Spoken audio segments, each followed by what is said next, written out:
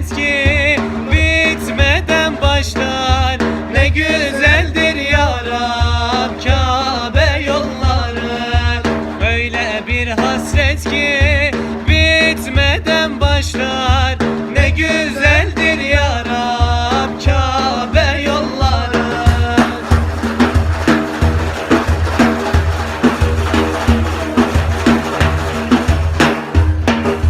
Uçsuz bucaksız çölleri aşarak, lebbek sedaları ile coşarak, nurlu Beytullah'a doğru koşarak.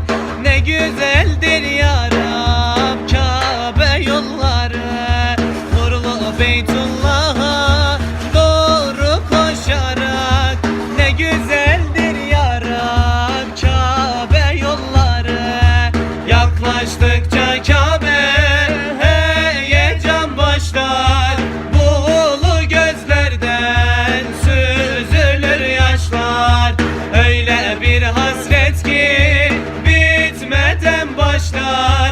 Ne güzeldir ya Rab Kabe yolları.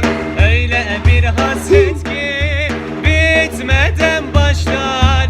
Ne güzeldir ya Rab Kabe yolları.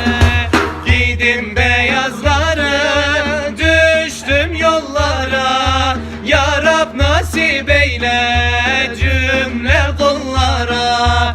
Nice aşıklar